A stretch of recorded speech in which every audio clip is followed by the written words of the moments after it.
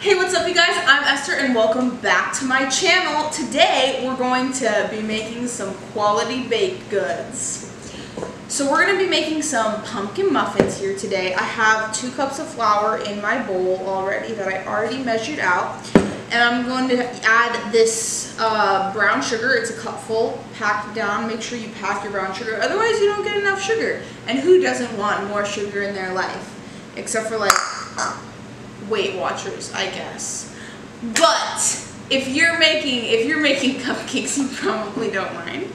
And this is all-purpose flour that I'm just shoving in here with the brown sugar, and I'm putting in half a cup of regular sugar too. So really getting that good life. And I'm just gonna whisk it all up. Whisking helps aerate the flour. You can use a spoon if you don't have a whisk, but just helps fluff it up, make it more cake-like in the end. We're just mixing up the dry ingredients, and I'm gonna add in this, which is a teaspoon of baking soda, a teaspoon of baking powder, a half a teaspoon of salt, and a teaspoon and a half of pumpkin pie spice. I made my own since we didn't have any pumpkin pie spice in the house at the moment. And it's just like cinnamon, cloves, ground ginger if you have it, allspice, just all of those delicious fall spices. And I bet you're wondering, why oh why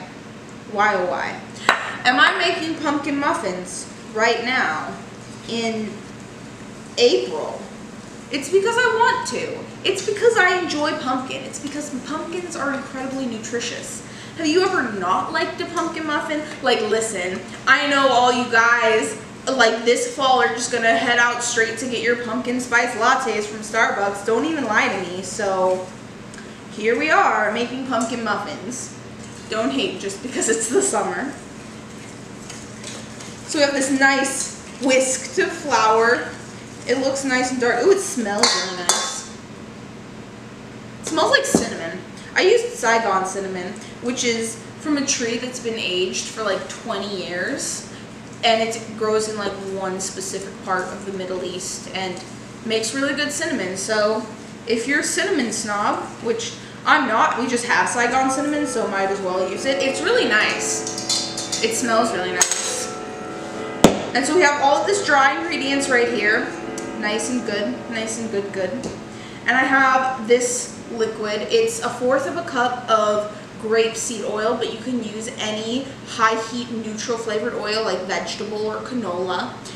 3 tablespoons of water and 1 tablespoon of apple cider vinegar. And the apple cider vinegar just helps with, like, since it's a vegan product and like dairy products would have like that zinginess in it from dairy, you know what I'm saying? Like, if you eat dairy, you probably know what I'm saying. You're zingy dairy. But that's what's in here. And I'm gonna put in a teaspoon of vanilla. I love vanilla. Vanilla is so good. Like, do you ever just take the bottle of vanilla when you're baking stuff and just like sniff it? Like, hardcore, I'm a vanilla fan. And I'm gonna put it right in there. Not in the can of pumpkin like I was about to do. That would be bad. And so I'm gonna, it's 1.5 cups of pumpkin, but I'm just gonna guesstimate it because this can's about like 2 cups. And I learned in culinary school to be pretty good at guesstimating things, but it was mostly because I was like lazy. But nonetheless, I still graduated, so here we are. We're gonna guesstimate 1.5 cups of pumpkin. Man, I hope you guys like pumpkin, because pumpkin to me is so good. Like, I like pumpkin tacos. If you just like take the pumpkin and roast it like Chipotle, make pumpkin like little squares for tacos. Or pumpkin pie, or pumpkin muffins like this. I like pumpkin spice lattes because I'm basic like that. They're just good, okay? Just let me live my life. We're gonna stir this up. And pumpkin has lots of vitamin C. It has lots of nutritional value. It has iron in it, which is good because I'm anemic and I need all of the iron that I can get. And if I can get it from eating pumpkin, then so be it. It's like, I was going to say because it looks like iron, but it doesn't. It's literally just orange.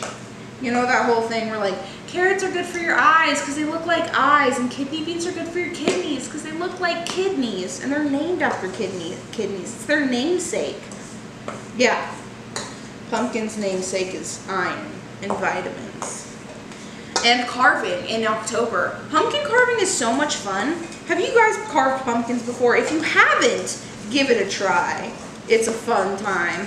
You can also carve rutabagas, but I hate rutabagas. I think rutabagas are like the single worst like vegetable ever invented on the face of the planet. Like, ugh. They're so gross, and like I guess I really don't have like a huge basis for saying that about them. I just hate them without reason. But I just think that they're trying way too hard to be a vegetable and a fruit. Like they taste kind of like really mild apples and also turnips, and they're just like nothing. They're just like eating crunchy water. They're like water chestnuts, but I don't hate water chestnuts. Like in Asian food, water chestnuts are good, but rutabagas are disgusting and I hate them. So if you like rutabagas, we can still be friends, but let's just not talk about it. But this is gonna cook for like 25 minutes because they're going in these muffin tins. So I have this muffin tin pan here. I don't have liners, but that's okay because liners waste the trees. Make sure you spray it if you're not using liners like me, so your muffins come out, your cupcakes come out. You know, the only difference between a cupcake and a muffin is frosting, which is great. I'm gonna scoop it with these little cookie scoopers. Just get like big heaping ones so I can fill my pan nice and full. All right, so this is all full. I'm gonna take my pan, I'm gonna tap it down. It helps knock air bubbles out so you don't get like holes in your bread, and it helps it cook out like flatter so you don't get like a super domed cupcake, and it also helps like spread out the batter a little more evenly. I'm just gonna keep tapping for me. So they look like that. Nice thick dough still. Those cupcakes dough. Get it? Anyway, I'm gonna put these in the oven. It's preheated to 350 degrees for about 25 minutes, and I'll be back to frosting with you. I am back. I have these out of the oven. They have baked for a full 30 minutes, and they're cooling down. They're almost cool. Don't frost your cupcakes till they're cool, kids, otherwise the thing will melt off. The frosting will melt off. So here we go with frosting. I have 3 cups of brown sugar in here, just a little sprinkle of cinnamon, a little sprinkle of nutmeg, some salt. I didn't measure it. It's probably around half a teaspoon of each, but just a little flavoring because it like matches the cupcakes. It'll be nice and delicious. And I have 1/3 of a cup of butter here. It's a vegan butter. I used the Earth Balance, the soy-free variety. Not that I'm allergic to soy, but just because we got soy-free. You know what? You get what you can get in the grocery store these days. You know what I'm saying? Throw a little squirt of vanilla in there. And it might need a couple tablespoons of milk. We'll see how it goes as we're mixing. So I'm going to start mixing. And it's going to take a while. It's going to take like 7 minutes. So yeah, buttercream takes 7 minutes to whip because it gets nice and fluffy. Most people are too impatient to do that. But if you are patient enough to do it, you'll get super extra fluffy, nice buttercream. And when you like stir it, it'll pull away from the thing nice and easy and not be sticky. So that's how you know when your buttercream is done. I'm going to mix this for 7 minutes and I'll be right back. I am back yet again. It has been 7 minutes and we have this frosting all nice and done and delicious. Delicious. I did taste test it. Don't judge me. Taste testing frosting is one of the best things. You know, being the chef is great because you're the one that gets to lick the spoon. Unless, of course, you have children or siblings beside you being like, gimme! A nice consistency, nice stickiness. And these are completely cool by now, so we can frost them. I have a little makeshift frosting bag here. It's with just a Ziploc bag. If you ever don't have a frosting bag, you could just shove a piping tip down there, or don't even shove a piping tip down there, and just have like circles. But bend it over so you can zip it in the end and shove your frosting in there. And we're going to frost these lovely cupcakes. We're going to smack it on there, make them beautiful. all the way around. And it looks like a little These are rose. leaves. I messed it There are up. 5. I'm gonna try again. That one looks terrible. We're gonna try again. We're just gonna This apple had a worm.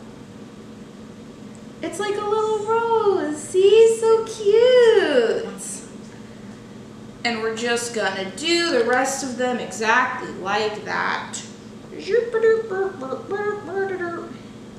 Baking is my talent. Baking is my specialty.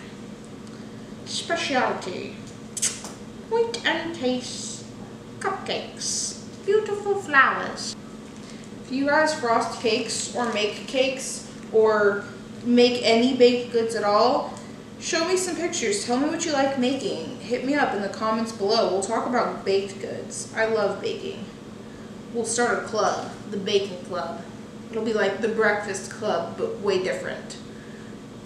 So that's the last of our little roses, our little rose cupcakes.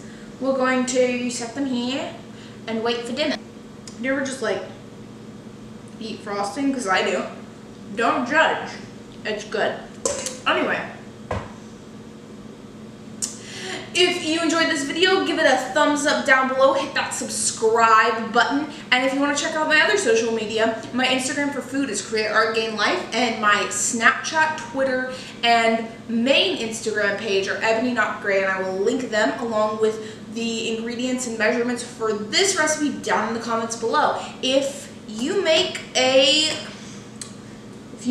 cupcakes, if you make a version of them, show me a picture. Let me see them. I want to see all your beautiful creations. I love you, my little beans, and I will see you later. Bye.